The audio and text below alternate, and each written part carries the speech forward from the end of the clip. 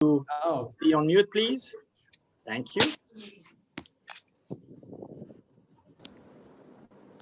Ladies and gentlemen, fellow Rotarians, guests and visiting Rotarians, welcome to the 13th Rotary meeting of the Rotary year 2020-2021. Water for water.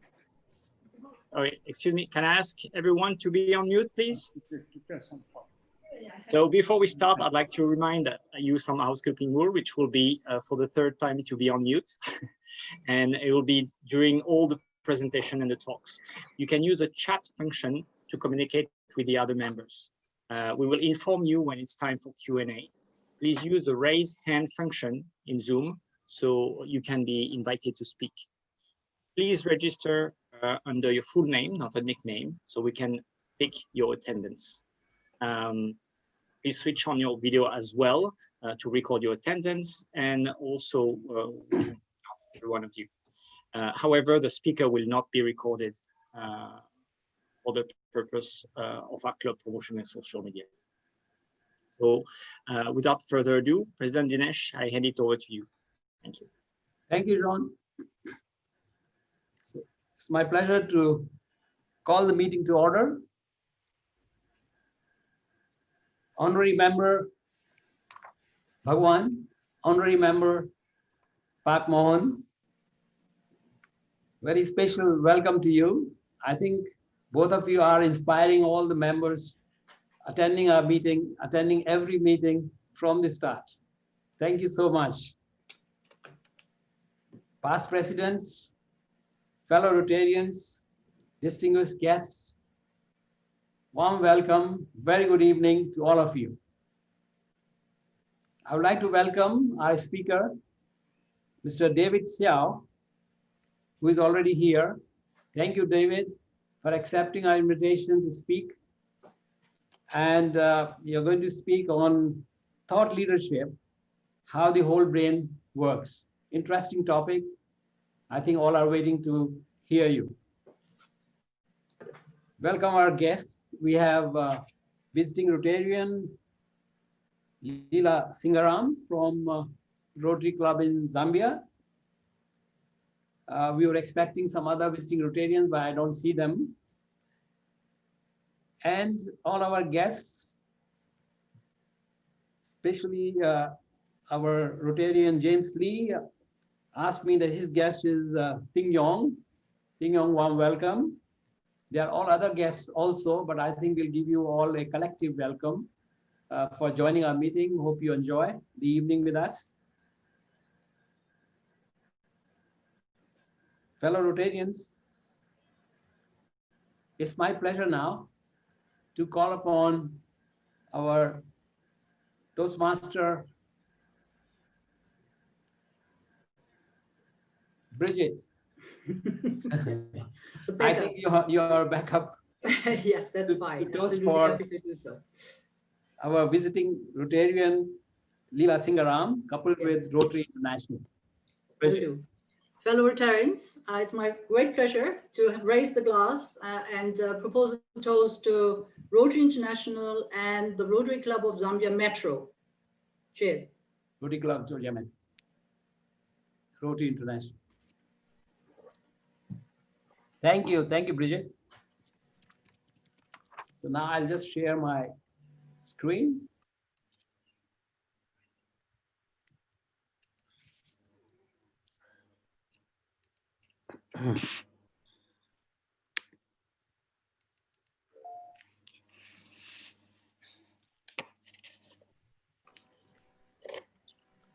Well, it's my pleasure to call Honorary Secretary again, Bridget, for club announcements. Yes, President Dinesh, thank you very much. I have two announcements to make. One, Rotarian Director Varun is hosting the ISC meeting tomorrow evening, 7 p.m. on Zoom. And as he already mentioned, it's going to be a hybrid meeting again. So he will have some guests around and the other ones will be Zooming in. And the second announcement I like to make is the CSC committee with Chair Irina is supporting the charity Food from the Heart on Saturday, distributing food to 59 households. PE Mili is working with Arena on all the logistics. We do have altogether 26 volunteers from not only our club, but 3 other Rotary clubs. For our club, we have 17. We would need an optimal number of volunteers of 30 so that the logistic really works out. So if anyone has not any commitments on Saturday morning starting at 10 and maybe going up to 1 o'clock followed by lunch, would be nice. Please ping Irina or Mili. And then, yeah, I think that is that's the second announcement for Saturday, Food from the Heart. Thank you, Bridget. Now the birthdays. Dr. Omkar Shrestha on 15th of October, Noshir Mistry, 16th October, and M.M. Patel on 20th October. Please join me in wishing them very happy birthday and joyful birthday to all of them. Wedding anniversaries. So our best wishes to wedding anniversary celebrants this week. Oh, I see Director Varun and Niharika on 18th October. I think Vivek is here. Varun is here. Rajiv and Preeti Mukul are newest Rotarian. For both couples, best wishes on your wedding anniversary. Thank you.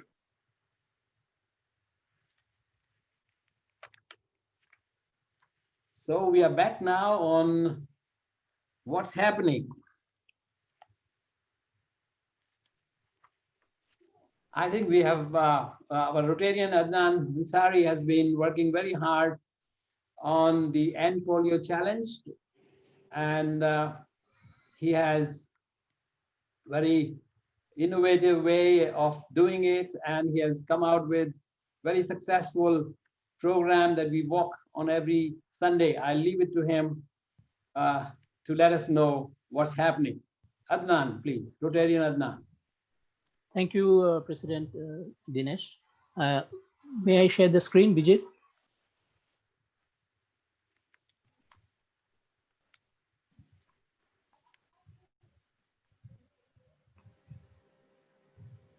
Can you see my screen?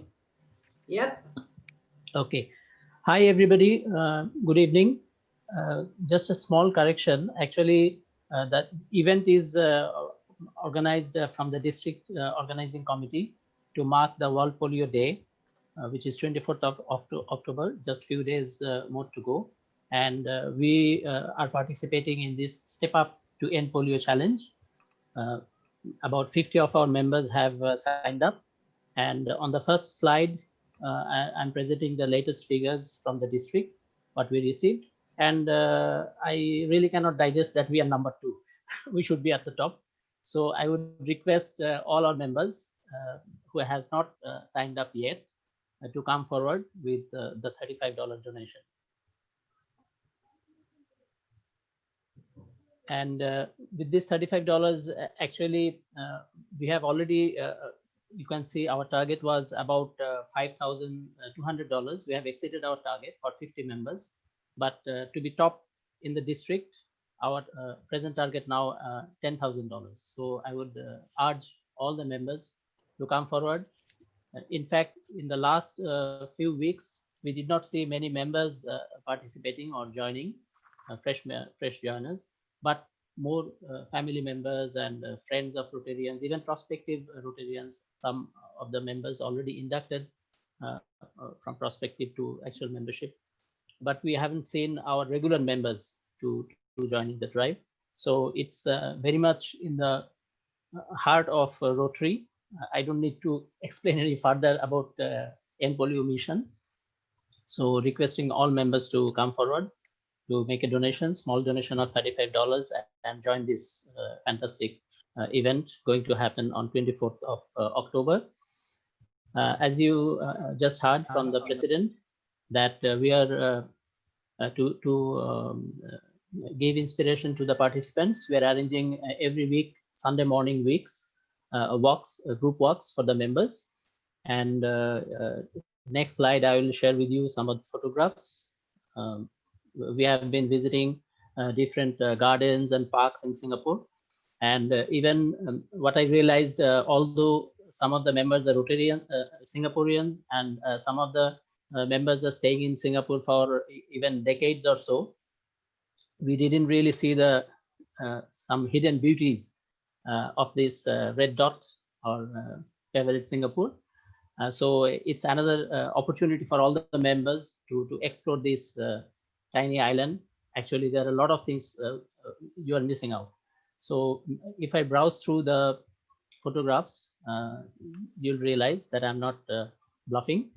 And like every Sunday, next Sunday also, 18th of October, we have our regular group walk. And we have selected Sungai Buloh Migratory Bird Trail. It's a beautiful place. It's a marshy land, sort of, and got a lot of natural vegetation.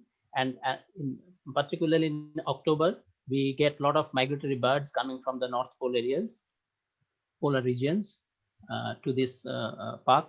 That is our main attraction this Sunday. So please join in force, inviting all the members. Now I will go through the pictures. You can see our members, even district committee AG Jona Pang in the photo.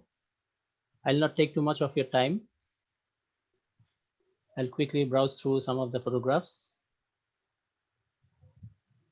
And in these weekly events, I must mention a few of the Rotarians, very new Rotarian Vinith, who have been very, very supportive.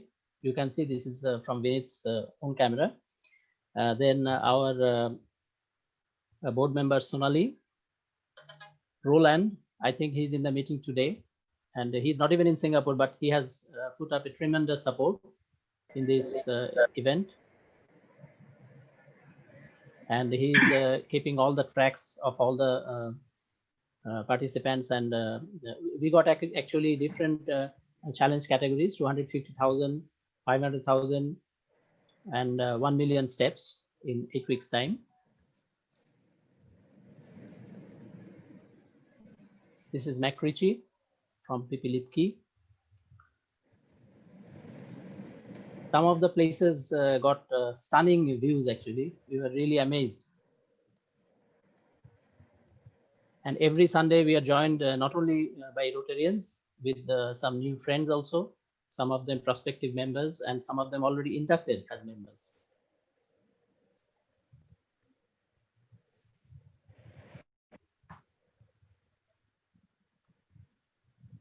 As of last Sunday, the top scorers in this step challenge is Pipilipki. He's standing at 887,000 plus steps, followed by our secretary Bridget, 600,000 steps. Well done, Bridget, almost catching up. Then Vaughn is 592,000. We haven't met in the weekly walks. This is actually not from internet. This insect is actually taken by one of the members during the walk. And after Vaughn is Dr. Chan. Dr. Chan almost same as Vaughn, 591,000 steps. And also must mention one guest of PP Shahul, Miss Rose. She got 605,000 steps so far.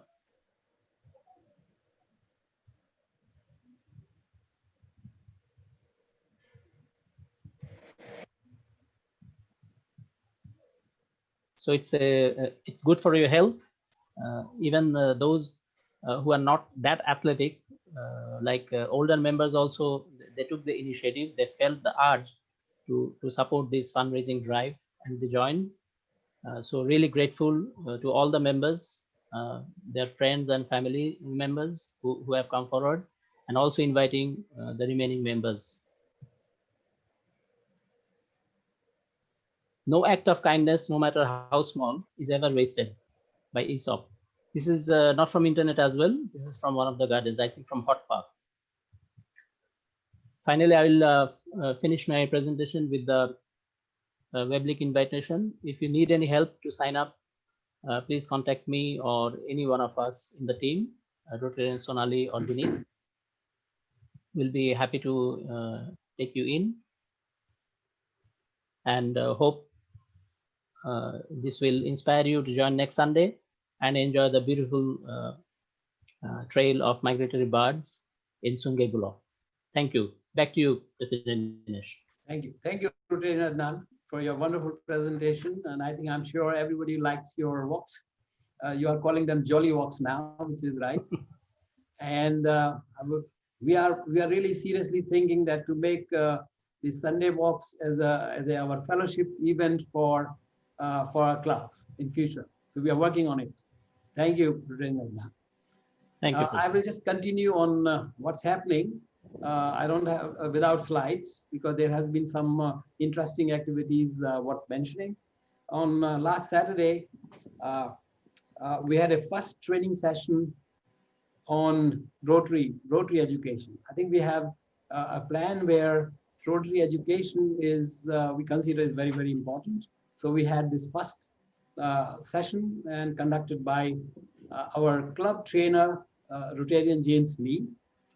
22 Rotarians participated.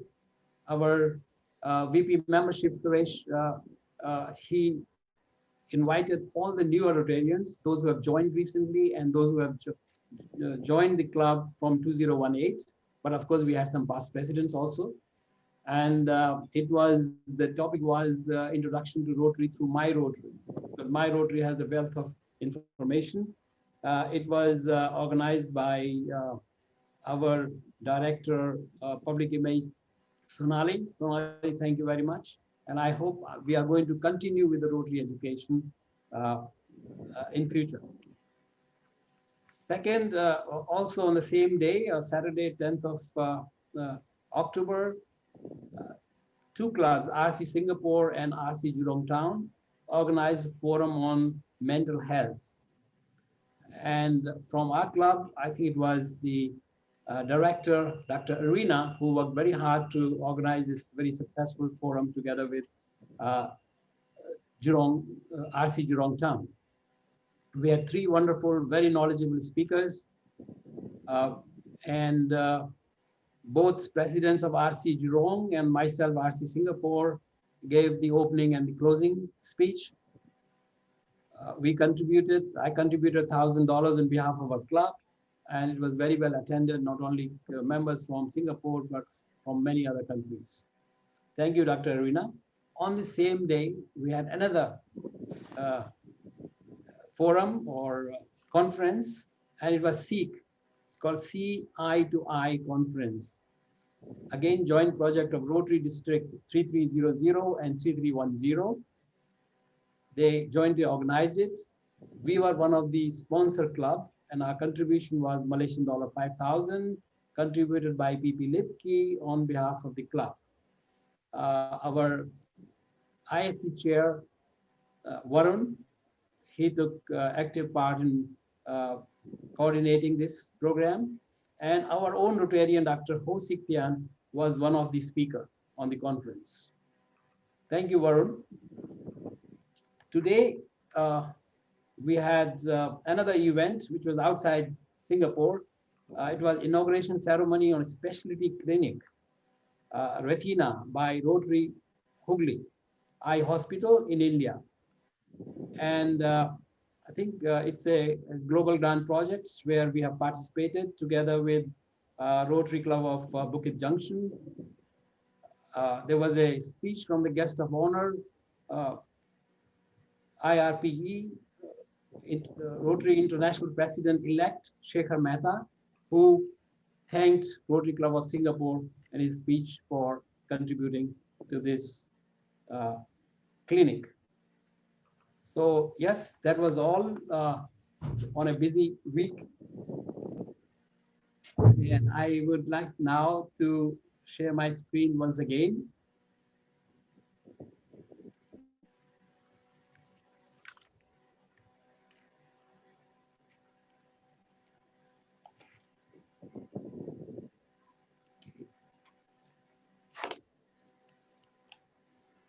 Okay, now is our popular program, Kaifer, Know Your Fellow Rotarians.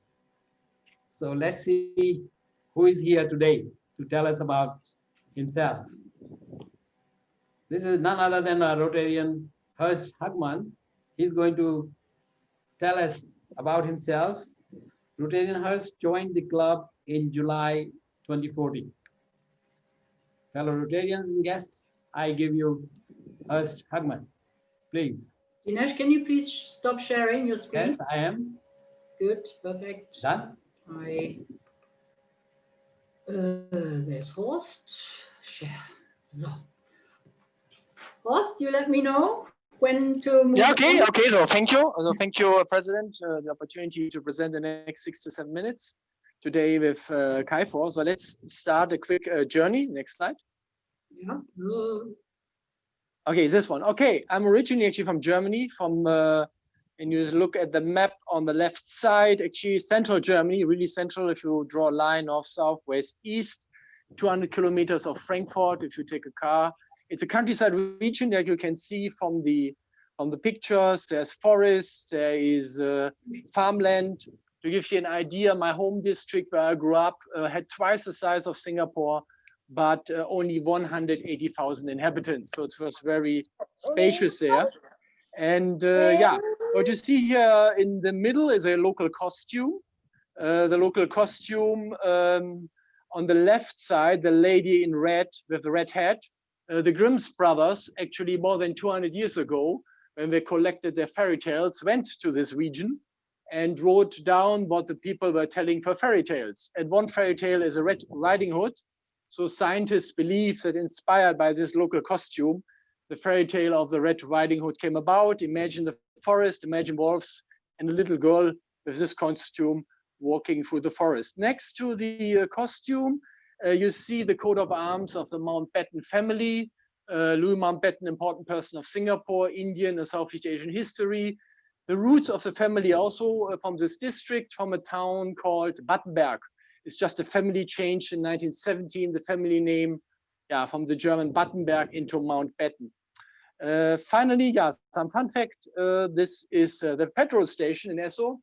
When I was 12, my mother thought it's a waste of time to the summer holidays just to have leisure.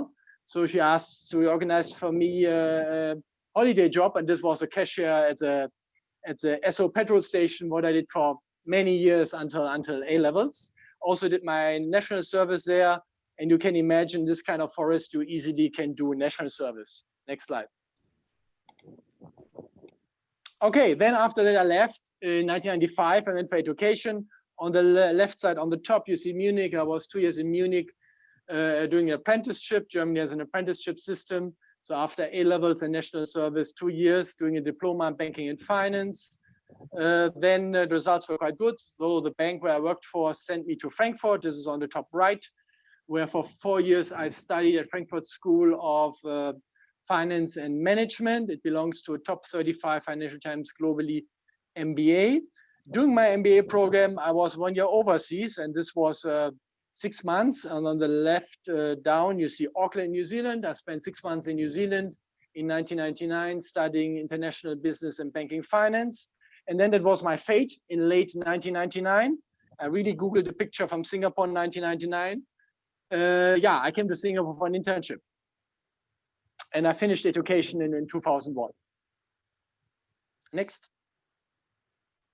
Okay, all from 1995 onwards until today, I spent always my time in financial services, banking, private banking. Like just mentioned, the first 6 years was with Hypovereinsbank, is a number 3 bank in Germany. After graduation, I was 2 years consultant in financial services again for PricewaterhouseCoopers, followed by 6 years in Frankfurt, and then in Singapore at American Express, where I was product manager for lending products and cards. Then in 2010, 3 years relationship manager in private banking, followed by another 3 years by ABN AMRO Private Bank. This was taken over by LGT, where I am today. LGT stands for Liechtenstein Group Trust, is a privately owned private bank by the richest monarch of Europe, the princely family of Liechtenstein, which has 10 times more assets than the Queen. I'm their executive director, report to the CEO of the Singapore business, and my team and I manage $500 million assets under management. Next. Okay, now a little bit about the family. You see on the left side on top, this is me with my wife.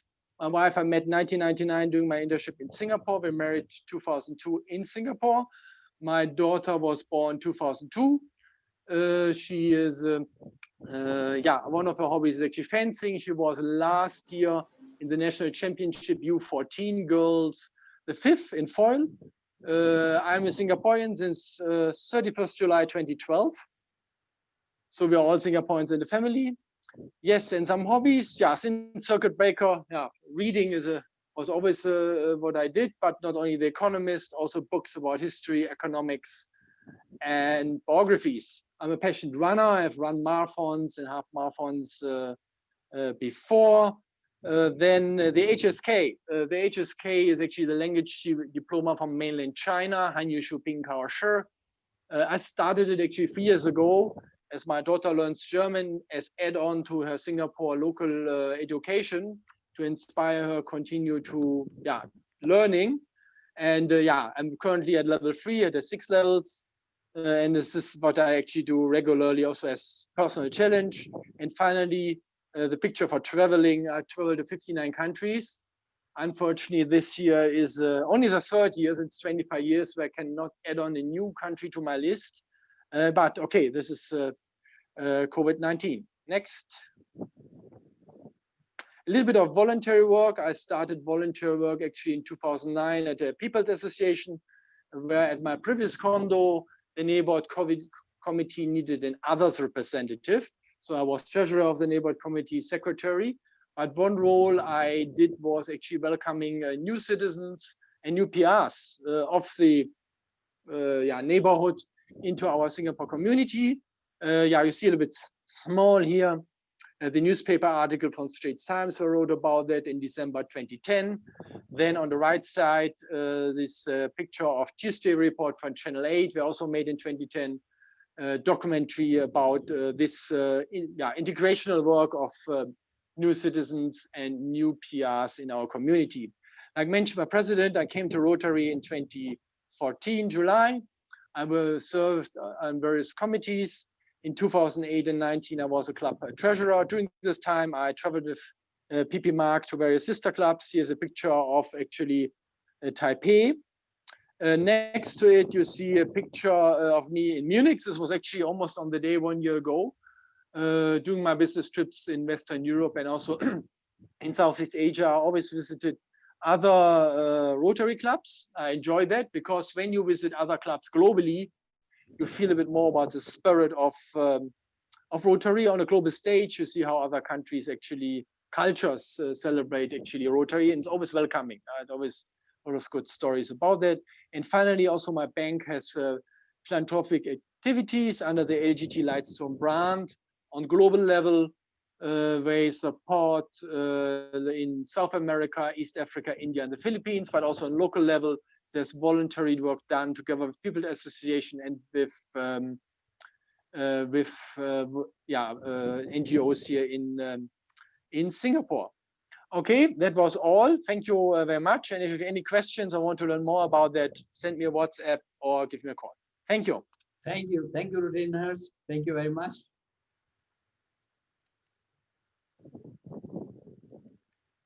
I think I can do without slides now.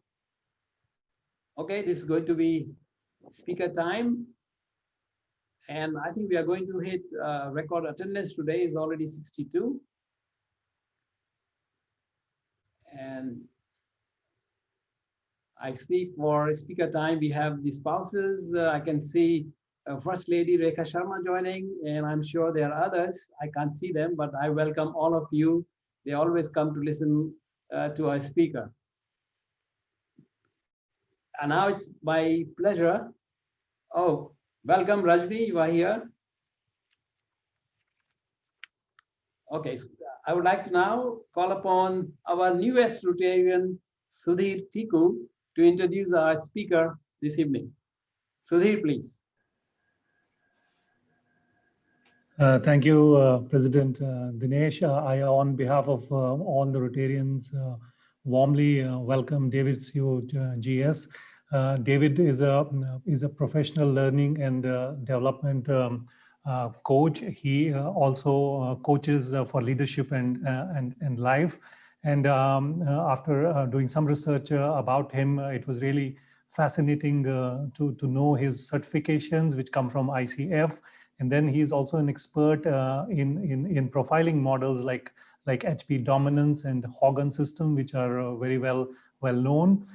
And David has experience of over 2 decades in working cross-domain, cross-cultural in almost every country of Asia, and has a very interesting 3-dimensional model where he first discovers the needs and strengths of his stakeholders, then develops competency, and finally triggers a behavior change.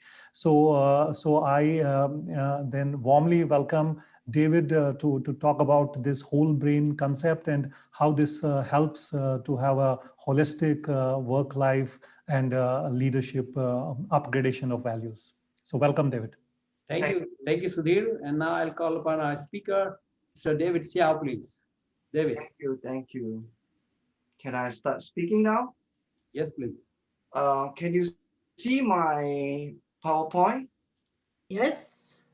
Okay, thank you for your invitation, and it's really my honor to share with you about what I'm doing. And I entitled this topic called Thought Leadership, How the Brain Works, because I know you are into your members with professionals and business world. So I do a lot of public speaking to different groups, even about parenting and different things. And I specialize in profiling people. And in fact, I do not need to see you. What I need is just your handwriting and can tell you things that even your spouse do not know. I have been doing public speaking in many places, and I have queues of people who doubts. And what happened is corporate may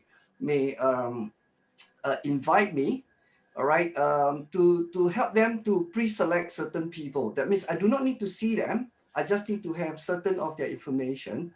And then I start to profiling with high accuracy. But today I'm not talking about handwriting analysis. That's what we call brain writing. But today I'm going to talk about another pet topics which I've been doing for the last 20 years as well. All right. These are some of the clienteles, and I'm very honored that I've been the opportunity to many big MNCs as well to share with them about the power of the brain and how it influences and impact them in the decision making. How do they get performance and results? All right. Today I'm going to talk about 3 things.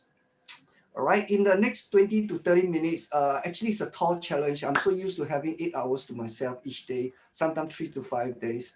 So I was given 20 to 30 minutes. I was thinking in 20 to 30 minutes, what can I impart?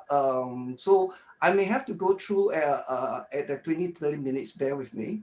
I'll leave about another 10 to 15 minutes for Q&A. All right. And if there's a need for more, depending on yourself, I would not mind to stay a bit longer, but depending on you. Okay. But today I'm going to talk about 3 things. One is about the whole brain business of the uncertain world, the power of your brain, and how do you apply it in business and in your work home as well. Okay, the first thing I'll talk about, the 3 things, is the ever-changing uncertain world. All of us are very familiar, especially recent situation in 2020. It's a new world that stopped or rechange or recharge the whole world. You can look at it positively or negatively, right? And the third thing I want to talk about, the first point, all right? In the ever-changing world, how prepared are we? How we in a VUCA world? So I make assumption here that all of us know what is VUCA, and it's a buzzword in a lot of places. I pick up one of the pointers which we call uncertainty, and in this uncertainty and volatility, how certain are we, or how do we prepare ourselves for the future? What it means is uncertainty refers to the extent to which how confident we can predict the future, and how feeling uncertain help us to not only know our vulnerability, all right, and sometimes actually it's quite difficult to grasp. So how prepared are we? Now I just want to show you one thing, and this is actually not most updated. I done quite a lot of this kind of research, and just this year alone, government in the world, and you look at here is the top 10 in the world plus Southeast Asia. They pump in so much money to recharge the world economy. So they hope. But what is ahead, nobody knows until the vaccine comes. Right? This number are not new to me. You go to internet, you search it, you see this. All right. Now, not only the economy are impacted, employments are impacted. They projected about 1.6 billion people are affected, and I think I'm not surprised more if this thing extend another half a year to 1 year. Next, technology disruption. Social media have been changing our lifestyle, our work life, everything for the last 5 to 10 years. Actually from 2010, for the last 10 years, we see tremendous change that is unprecedented in the history of mankind. I can just say that because the pace of things have changed so fast and so furious that even governments are not ready for example, the internet war. They have still yet to have legal boundary for all these things because it moves so fast that a lot of things are still trying to catch up. All right, I give an example that many of us are familiar. The disruption of technology, things like credit cards. One of my clients is MasterCard, and they're having challenges. All right, because we have a lot of things like Alipay, you know, all these things coming up, the fintech, they are changing the whole industry. The taxi used to be in Singapore. You need about half an hour, 1 hour to wait. Now you have Grab, you just press on the button of your hand, you get it. Manufacturing is one interesting area. I do not know how many of you are aware that our children who are studying their degree in the universities in these 4 years, when they graduate, they are actually replaced by AI. In fact, as I'm talking to you today at this moment, a lot of things young law graduates, accountants that they study to learn has already been replaced. So if that's the case, how does it impact us and our children? The 3D technology, the rest I leave it to you. Encyclopedia used to be the must thing for our home, but now people don't own encyclopedia anymore. Am I right? How many of you have encyclopedia in your home? I doubt you have it, right? Yeah, we just go Wikipedia. In fact, you talk to children, everything, they go to Google, they go to Wikipedia, right? So these things have changed our life. Businesses have changed. Many of you are in the business world. Many of you are professionals. You have realized that things are moving so fast that we can hardly catch up. Experiencing breakthrough ever faster. Connectivity is moving faster. The nature of work is shifting. All right. Evolution of work. We used to work in the office, and even before the COVID, I'm one of the few for the last 15 years work from home. But just this year alone, majority of people are working from home. Yeah, and the working at home has such great impact in businesses and industry. Look at all the changes of evolution of work. All these are moving. It used to be high hierarchy of work in the workplace in corporate ladder. Now lean format structure in corporates. All these have changed tremendously. All right. How does this evolution of work impact us? The way we adapt and also how we nurture our children. Ladies and gentlemen here today with us, some of you may have a children watching the screen with me today. Now, we are working hard to educate our children all the years, primary, secondary to tertiary. When they come out, will they have a job? That's a big challenge. How ready I'm going to address it in my next few slides following this part. So I'm throwing out things that you and I are very familiar with. Now, I picked this out, which I shared about 15 years ago. I can't find this anymore from the book. It was somewhere I searched about evolution of work. And it's very interesting how the world has changed from agriculture to manufacturing. In the 60s and 70s of 19th century or 20th century, we are talking about information technology. Now 2010 here, even information technology are moving down. And you have a good look, interestingly, agriculture, all these are moving down the trend, and things of the mental and spiritual are moving up. Don't you think so? And I was talking about this for more than 10 years. And we are seeing more of this because of a lot of changes and more to come in the next 5 to 10 years. All right. So what I want to say to you, ladies and gentlemen, in this first part of my talk is the demand of business success today demands your whole brain thinking. What do I mean by that whole brain thinking? Which leads me to my second pointer for the day. I hope I'm not moving too fast. Feel free to jot down the questions because I'm kept with 20 to 30 minutes, as I say. Write down your question and feel free to ask me later on. But let me move on to the second part, which is the main theme for today. It's the power of the brain. You have a very dynamic assets that you carry with you for you and your children. I want to talk about the power of the brain and the whole brain model. What do you think? When you look at this, what comes to mind? You want to write on the chat? Anyone? Can someone, whether I can see the chat? What do you see? Just spontaneous. Colorful tunnel. Okay. What else? Skyscrapers. Wow. Depth. Tunnel. What's the first thing that comes to your mind? Beams. Okay.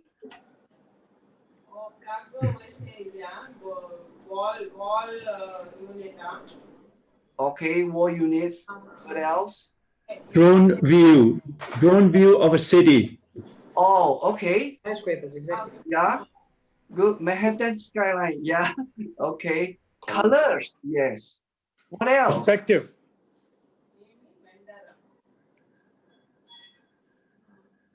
Interesting. Right? How many of you see triangle? Yep. Square as well. Mm-hmm. Okay. All right. Geometry. Yeah. Now, why you think I show you this picture?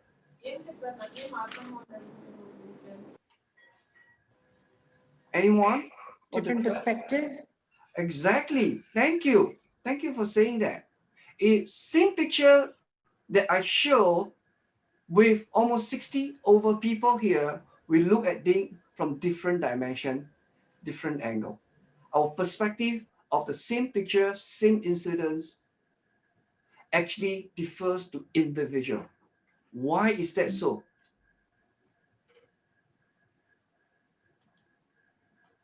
Because of this thing called power of the brain. So before I continue, I want to ask you another question. What facts do you know about your brain? Can someone key in the chat group? What facts do you know about your own brain that you carry? Feel free to key in on the chat. We have different spheres in the brain. Okay. Thank you, Leela. A left and right side of the brain, yeah. Logical and abstract side. Okay, thank you. Logical abstract side.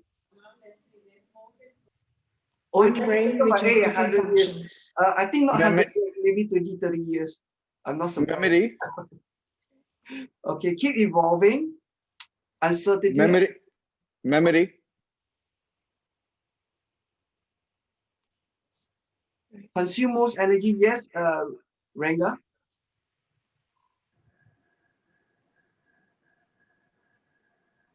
Okay, let me move on. Okay, about facts about your brain. All right, it weighs about 1.4 kilo. It depends on whether you're a gentleman or ladies. Gentleman is about 1.3 to 1.5. Ladies about 1.2 to 1.4. But it's not the weight of the brain that counts. All right, it's the connectivity of the brain. There are 100 billion cells. It consumes about 20% of oxygen that we breathe in. Every breath that you take in, 20%. Okay, and each day we entertain between 50 to 70,000 thoughts. Amazing. What happened to your brain? I like to liken the brain as a computer, that if you input quality stuff, you have good output. But when you input garbage, you will have garbage out. So I call it garbage in, garbage out. That's the power of the brain. What do you put in your brain? And that's a very, very important question. Reason is that our younger generation, the millennium onwards, they spend a lot of time, amazingly on the average of 6 hours or even more per day on the internet. What do they view? What do they allow to go into the brain? How does it influence them? The power of brain is about the source of who we are, what we do, and how we do things. That's in a nutshell. All right. You look at here, there's a left and right brain, and I want to make a point here that the brain model is a metaphor of the biological brain. Actually, I have a biological brain that in 3 dimensions I want to show you, but for some reason, I'm not able, all right, I'm not able to move this 3 dimension to show you. So I will skip that part for you, but I will go into explanation. Give me a minute. Okay, you take a look here. There are 4 colors over here. The blue and the green are the left side of the brain. The red and the yellow is the right side of the biological brain. And each part of the brain has its function. If you prefer to use a left upper, the neocortex, which is blue color, we tend to prefer things like analysis, analyzing, numbers, facts, quantitative. Oh, by the way, there are about 30 over descriptors in that quadrants alone. If we prefer to use the left side of the brain lower, the limbic system, the limbic left, we call them the green color, we like to plan, organize, in control, details, steps, sequence, protection. These are some of the description of that quadrant. If we prefer to use the right side limbic red quadrant, we are better in sports. We prefer sports, music, interpersonal, emotions, kinesthetic, which is feel and touch, empathy, everything. All right. So if we prefer to use the right side of the brain upper, we tend to look for big picture strategy, artistic, experience, creativity, and there are more over there. So each part of the brain has an impact on our daily decision making and results. Okay. Now, what I mean is there are 4 self in us. As I go through this quickly, you realize there's a rational self in us, there's a safekeeping self in us, there's also a feeling self in us, as well as experiential self. Some of us prefer more of one part than the other. Like example, bankers, financial person, they prefer more on the left, which is the blue and the green. Definitely there are subset in it as well. People who are in the marketing and sales, they prefer more to the red and the yellow. Now, the way we think and the way we make decisions also have an impact in the career that we choose. Now, this is a good one to show us whether we are in the right job. By the way, for your information, every 3 person here, 2 of you may be in the wrong job, because about 38% of the people move with their natural thinking preference and their natural talents. So for employer here, you will realize that out of 3 of them that working for you, 1 has a natural inclination for the particular job. The other 2 have to live by for whatever reason, be it a family background, the nature of the studies they have, whatever the reason. Now, here is also a good view for you to example if you're a lawyer. All right, are you in the right job? I do not know. Normally, lawyers tend to be blue and green. They are very analytical. The devil is in the details, which is the green quadrant. Financial person, definitely. Oh, by the way, finance and accounting, they are different. Accounting is in the green. is about the past. The finance is about the future. It's the blue quadrant. Engineers, blue and green, all right? But if you are project engineer, you tend to be more of the green. Now, if you're sales engineer, you will have the blue, the green, and the red. So each part of brain also helps you to determine your occupational patterns. So in the nature of my work, when I go to corporates, I have people who are in the mid career or in the midst of their career. I just spoke to a lawyer yesterday in China, one of my students. Oh, by the way, when I say student, they are not young person. They are in the early 40s, parents. And she says to me, I have reached the peak of my career. I own my own practice. Now I want the next part of my life. I want to touch life. What can I do? All right. And now she's connecting, trying to connect with the red and the yellow of herself, I mean. So the way you think also have an impact on your career. All right, example, CEO tend to use on the bigger picture example, the KPI and the future ahead. What is to come? CFO tend to be more on the blue and the green. CEO tend to be operational or general manager also in the green quadrants. Human resource tend to be the green and the red. R&D, blue and yellow. Sales marketing, red and yellow. Oh, I didn't say this just to make my convenience. We have empirical research over more than 3 million in the world to give us those statistics. All right. Now, I want to show you something here and I will tell you a story. I'm looking at my clock. I do not know how much time more I have. But let me move on. Are you okay if I move on? Yes. Thank you. All right. There's this research by Hay Management years back, and universal traits, characteristic trait of the whole brain for CEOs. Good CEOs tend to have all-rounder, good judgment of people. You must be able to look at the people, how trustworthy they are, how much talents they have, how do you nurture them and groom them for succession, the driving forces for the business, the need analysis, analytical thinking mind, the big picture, environmental scanning, the concept thinking, and the organizational savviness. So you need to be all-rounder, but the thing is, not all of us are whole-brainer. By the way, statistically,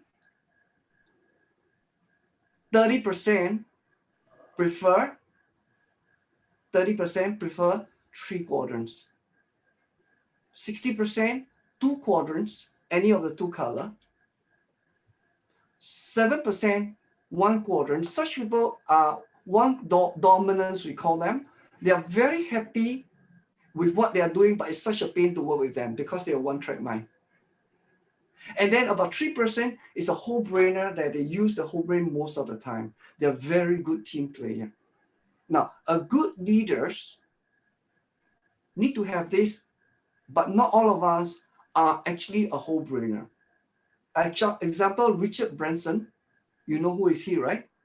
All right, he's more of the yellow followed by the red, but he runs a successful business. The reason he has a whole brain team. He create a team that is a whole brainer. So when we talk about leadership, we're not talking about you need to be a whole brainer. That's not what we are saying, but you need to have a whole brain thinking as the leader. I want to give you an example how these traits work. Many of you based in Singapore or here for some time, I do not know you are familiar with this news years back. I use this example because it's a real case that happened, and what I say here is not based on what David says. You go to the newspaper, you search through Google, all right? You are able to search the information I talk about. Years back, DBS was trying to buy over this company called OUB. I do not know how many of you are familiar. It's no more there. It was taken over by another company. They are termed as hostile takeover bids. Now, interestingly, another party came in called the UOB, trying to bid. Now, interestingly, UOB bid higher for the shares of the company, but UOB got the deal. All right. DBS offered 9.4 billion. Interestingly, UOB offer 10 billion more, but if you talk about the blue in the banking industry, it does not make sense. It does not add up, right? Those of you who are good in numbers will know. Now, why that UOB offer higher? Definitely later they counter bids, but ultimately UOB got the company and they term it there. And if you go to Singapore River, you go to the one of the building, you will see the plaque there.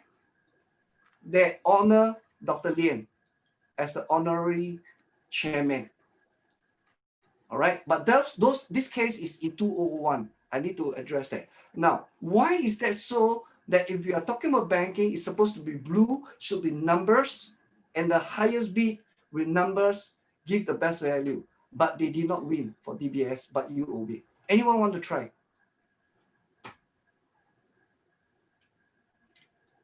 Yeah, I think Foxiwa went and gave the bid without any consideration for the family, Lien family who owned the business, and was seen as just financial without preserving the legacy of the Lien family in OUB. Thank you. Sorry, I want to see who is that that's talk about it. I couldn't see you. I like your response. Sorry, who was that? Anyway, thank you for that. And you are right. Give me a minute. Oh, how do I go back? Give me a minute. It moved too fast. Okay. Sorry. You are right. The reason is very simple. DBS came in from the blue and green quadrant. They could have overlooked that OUB, the family, they are entrepreneurial. And from the whole brain that I mentioned, entrepreneurial, which quadrant? Anyone want to try? Entrepreneurial, yellow quadrant. Yellow. Thank you for saying that. It's yellow quadrant. And for an entrepreneur that grow the business, the company is like their baby, like their child. It's the red quadrant. They have feelings for it. So until they find that, or they trust from the right side of the brain, we call it intuitions. Intuitions have two levels: the yellow, which is the business intuition, the red, which is people intuition or intuitiveness. All right, they are entrepreneurial, they are at a safe wavelength. So for whatever reason, they may have thought that UOB also come from that perspective, and they allow that, and that's why they put seems as friendly one. Definitely, there are certain compromise that goes on. Now here, I want to show you one important thing: your whole brain thinking in your negotiation or in your engaging of people. If you use your own lens to look at the world, whichever your preference in terms of thinking, you may not be able to engage the person. You need to come from the other person's perspective. What do they want? What do they need? What makes them tick? Be they your business partner, be your staff or colleagues. If you learn to look from their perspective and engage them, does not mean you agree with them. Your chance of engaging and influencing them will be higher. So here I want to close the second part. That preferences does not equal competence. I need to be very clear here. My daughter studied accounting. When she graduated end of 4 years, she does have the competence. So I believe so. Right? Now, does she have a preference? It depends. She may like music. She may like dancing. She may like other things. That's the reason why you may have find a lawyer or banker after a couple of years, they decided to open a cafe. They want to follow their passions. All right. So the dynamic of the brain. The second things that I want to highlight here about the brain, about the whole brain models, is that there's no right or wrong in your profile. It doesn't matter in terms of blue, green, red, yellow, which is a better option. Because each of them has their pro and cons, there is a consequences. I have two news, a good news and a not so good news, before I go on to the next part. Anyone want to try? Which one you want to hear first? The bad one. The bad one. The bad one is most of us sitting here listening to this, you hardly use the whole brain all the time. The good news is we do have a whole brain. You can access to all the 4 quadrants. For whatever reason, we have preferences for some of the quadrants, that's all. So what's my point to you is you can harness it and you can go into it, and preferences can change. Last part that I want to share with you before I got out of questions. I want to talk about beware of your thoughts. You are the masterpiece of your life. What goes in will come out, as I said.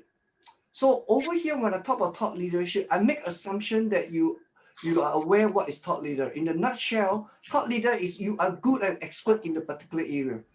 That is the nutshell.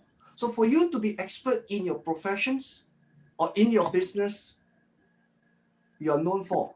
So for that, understanding your brain, what is important. Here, we realize in the new world that I talked about, from now onwards, 2021 and above, people are still looking for things like agility, creativity, strategic direction, meaning and purpose, mastery. Which quadrant do you think they are in? Anyone want to try? Which part of the color of the brain they use? People looking for the world. Green. Thank you. It's red and yellow. Red and yellow. I show you this. I showed you this example. iPhone. A phone is a phone regardless of which brand. But why people go for iPhone? They are known for creativity, or so what they think. And that's yellow quadrant. Branding. Be it Nike, Adidas. People pay almost 10 times more than the manufacturing price. Why? Branding. Branding is perceived value. Which quadrant? Yellow quadrant. Marketing, yellow quadrant. People are talking about moving forward. You need innovation, yellow quadrant. User-friendly, red quadrant. I will make this comment that may offend some of you. Engineers, you can pay for it. You make a placement on the newspaper or in the news for a recruitment. Engineer one place, in less than 5 days, you can get at least 1,000 or more application. You have more than plenty to choose from India, from China, just Asia alone. Am I right? China produce at least 5 million graduates per year. More than Singapore population. India, about 5 to 6 millions. So if you want to talk about brain, we do have that, but is that what you want? So when we talk about engineer, we have that, but then which is the choice people look for? Not only your qualification or whatever experience you have, but we call the X factor. What are the X factor? Are you team player? Which quadrant? Red quadrant. Collaborativeness, red quadrant. Innovation, yellow quadrant. You see, the world is looking for the right brain, right side of the brain. What we educate our children? Education, educate the left brain. Math, left brain. Blue quadrant, green quadrant. Science, left brain. Language, left brain. You name it, the education, training the people, left brain. The world need right brain. Is there a mismatch? Yes, I do not know about you. I have my two children, all right? They are 20 and 22. I can't change the education system, but I've been teaching this for 20 years. I've been going around seeing tens of thousands of people, including senior executives in big MNCs.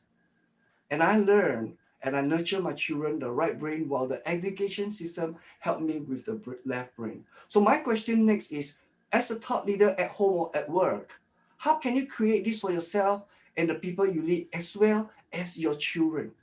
How do you prepare them? What is the demand of success for your specific situation or market or industry? What do you bring to the table? What are you known for as an individual? I do not know how many of you realize you have a brand.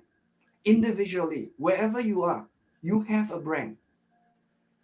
Your company have a brand that you represent. So what are your company known for? What are you known for? You look at here, the business need all this. Whole brain. Now, my thoughts for you before I close is this. First, reinvent yourself. Don't just go to the right brain will do. You need to analyze the whole brain approach.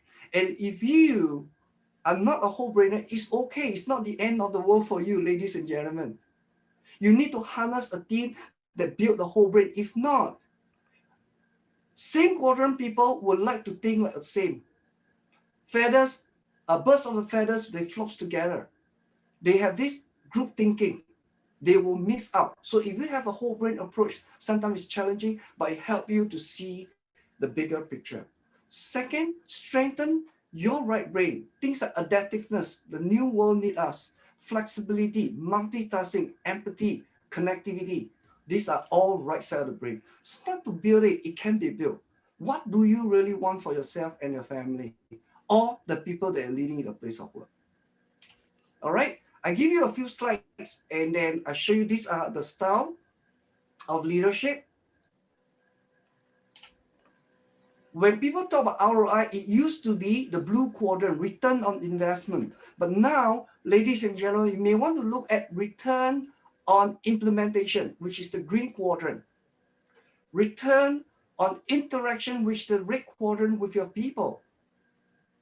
Return on innovation, which is the bigger picture, new products, new system. So when you look at ROI from now as a business leader, as a professional in your job, look at it in a bigger perspective of the whole brain, not only just pure dollar and cents. Because a lot of business opportunity now is not just pure blue quadrant. All right? David, can we have more time for questions and answer? Sure, that's why I'm rushing forward. I want to answer. I think that's the better one. Yes, right? but I think, there are a few really interesting questions already in the chat, David. So I know we could go on like for another hour, but unfortunately we are limited until about sort of 8:30. So, but what do you think? Sure, I only have a few more slides. I finish it, I will answer Q&A. And we'll have limited time for Q&A. Yeah. Let's go. Okay. This will be the last slide. Yeah. Will that be okay? Cool, yeah. All right. In terms of thought leadership, my question to you is, what value do you bring to your organization as a value driver? As the builder, how do you build the structure of your organization for success? How do you, as a leader, better communicate, inspire your people towards the direction? As a leader, be it a team leader, be it an organization leader, how do you create meaning and purpose for them? These are thoughts that you have to think about. Okay? Now, the last one is, for your thoughts, how will this help you to manage your own thinking and enable you to lead your team? The other one is, moving forward, how do you engage your people in communicating with them? So in summary, in the business of thinking, are you prepared for uncertain time? Are you stuck where you are is trying to figure out, or are you moving forward with things that are already moving forward? That means things move so fast. That's the first thing for you to consider. Understanding this power of your brain, how will you want to maximize your brain for better result, better performance? And not only you, but the people you lead as well as a family member. Last but not least, do remember what I show you here. The thinking brain is the blue and the yellow. Emotional brain is the green and the red. Both these brain have a great impact in your thinking, decision making for you to get result. Thank you very much. Thank you, David. Thank you, David. Thank you. Awesome. Sorry for taking so much time. No, it's okay. It was interesting. Thank you for your interesting talk. And I think now I would like to hand over to Bridget to coordinate Q&A. Bridget. Yes, I think there's one from PP Palita, because I think that is going to what you've already alluded to, David, that red and yellow might not necessarily be the whole thing. PP Palita, do you want to just quickly ask your question? Yes, please. I think the importance of yellow and red you have brought out, and that I agree with you. However, in any business whatsoever, the blue is important. You have to know what your core skills are. You have to know what products you can deliver, what services you can deliver. You have to know not just what you can do, but what the market requires. Then you engage your people, work on a team, and then come up with a strategy. I'm just saying that I think we cannot emphasize everything on the yellow and the red. You have to go back to basics. What is your core value? What is your core services? What is your core products? I agree. Deliver. You can deliver. Okay. Thank you. I agree. That's the reason why I emphasize on the whole brain approach. Yes, yes. By the whole brain approach, you are looking at the bigger picture. Right. Or why are you in the business? What is the value proposition? Exactly. What are you looking for your business? Yeah. Who are the people involved and who are the clients? And how do you implement it? So you have to look at it rather than just pure one side of the quadrant. Okay. And if you as an individual are not able to work on that for whatever reason or prefer not to, then build a team as a wise leader for the holistic approach. That's why I use example like Richard Branson. Right. Okay. Yeah. Thank you for that. Yes, other question? I'm seeing a lot of questions. Can someone highlight? Yeah, of course. But I prefer also to ask the members. Please. Sudhir, you have a very interesting question about behavior and personality. Yeah, so David, thank you for a very insightful presentation. I had a short question, is that your model kind of helps us to predict or depict the personality type, but kind of fails to predict what would be a behavior of this personality type towards a situation. So is there a different model for behavior modeling? Thank you for that. If you look at a person, if I use the iceberg as an analogy, the tip of the iceberg is your behavior. And 90% inside the natural you that consists of personality, your value system, your belief system, your thinking preferences, and there are many things inside there. Thinking, which is what I'm talking about today, is one part of the whole part of you. So what I'm saying in a nutshell, your thinking pattern does affect your behavior. Behavior in simple terms is what you do, what you say, what you did not do, what you did not say, did not do, did not say. All right. So that is the part of it. So how your thinking affects your behavior? Yes. Thank you. And there's another question from Rotarian Uttam. Uttam, are you still around? Yes, I am very much around. Oh, perfect. I think the question I asked was how do you as an external examiner, if you like, determine the different colors of the brain of the person you might be interviewing or talking about or talking to? Is there any method that you might use to determine the leadership factors? Thank you. If I base on this model, there are two approaches you can go. One, there's these instruments at 120 questions, self-assessment. They will write in, it's a profiling tools. And with that, they generate a reports. From there, they talk about your thinking preference, both when you're under pressure and when you're not under pressure. Because when we are under pressure or when we are not, we do think differently for some of us. That's one approach. The other approach is we do train our people, all right, about how do you observe, example, the working area, all right, the dress that they wear, the glasses they wear. A lot of signs are shown to us that give us the clue. Like example, in the workplace, if you have a colleague who have a table with flowers, dolls, picture of family facing them, which quadrant do you think they're in? Red. Thank you for saying that. Yeah, that's just one of the signs of the clue. So there are a lot of clues for us to guesstimate. All right. So the more you practice, the more actually. Example, we call it the business blue. You go to the Shentonway, you used to be Shentonway. What color do they wear? Gray. A banker. Black. Blues and whites. Blue and whites. White, yeah. Blue. And the lawyer, which color they wear normally? The black. Oh, that's a jacket. Yeah. Oh, your jacket, yeah. But Okay. Yeah. as a profession, naturally they may or may not, but the blue and the black normally is the blue and the green color. How about teachers? What do the teachers wear? Okay, teachers, depending on their PE teachers, physical education, or let's say they are math. You know, my son just told us, interestingly, one of the teacher, a math teacher, they have 5 shirts, different colors, same design. But what about Mark Zuckerberg and the hoodie and the jeans and the gray hoodies kind of thing? I think this is Mark Zuckerberg. You know, I mean, great creative, whatever, creative Facebook. Or Simon Cowell in his t-shirt. Exactly what he wears is just a black hoodie and some jeans. Okay, a person who is red quadrant, they tend to be more relaxed. They wear jeans and t-shirt. Right, okay. So the color, the type of clothing, I'm trying to say the book you read, the movie you watch, the clothing you wear, all these are clues and signs for you to roughly know which quadrant they're. And then when you engage them, there are other clues, like example, the words they use. I give you an example.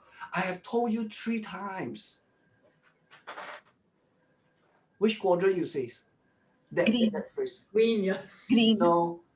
Green is the next 3 steps. 3 times is numbers, 16 numbers or 3 numbers. So the words they use, I feel we are a team. These are words for the Yellow. red quadrant. Red quadrant. Yay. Correct. So there are clues and signs that we teach people on how to gather information. I hope I answer your question, Uta. Yep, thanks. Welcome. I think there's one interesting question from Vivek. Vivek, are you still around? Yes, I'm here. Sorry, I'm outdoors walking, so I'll just say this. Oh, you're doing the steps. Yeah, so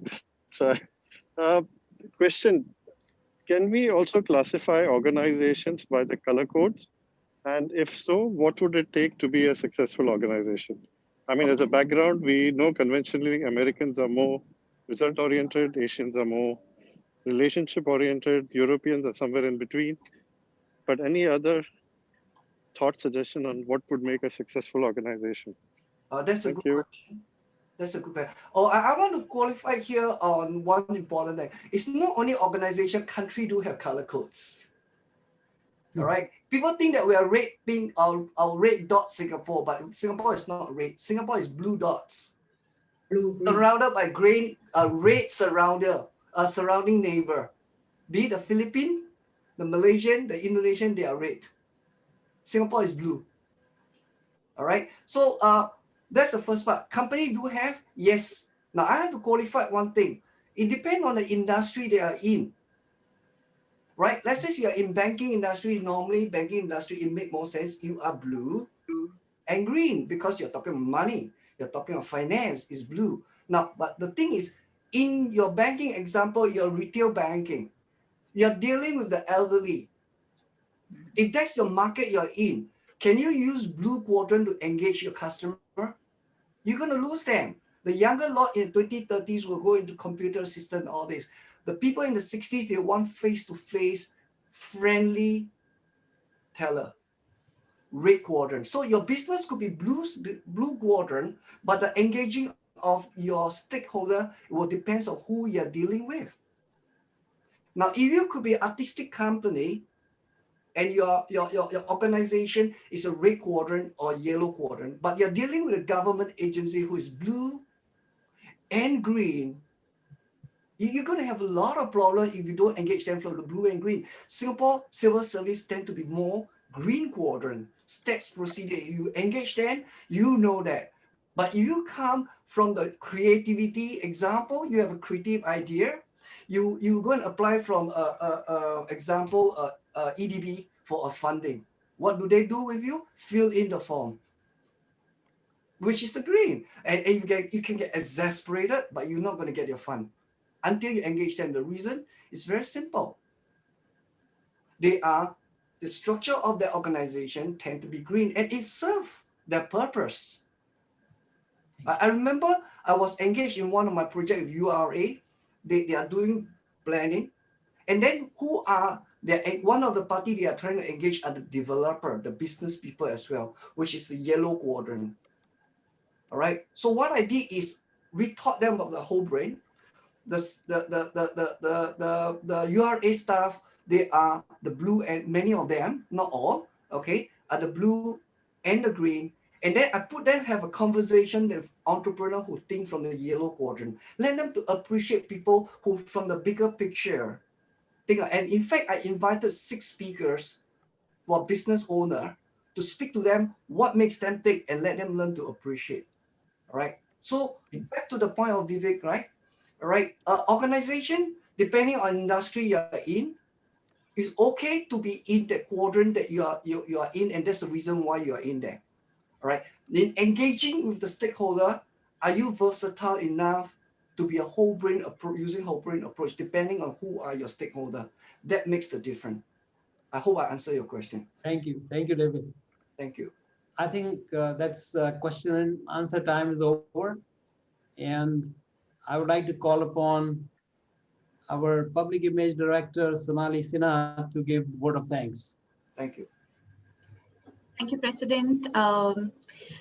Thank you, David, for an excellent presentation and for introducing this concept of whole brain thinking.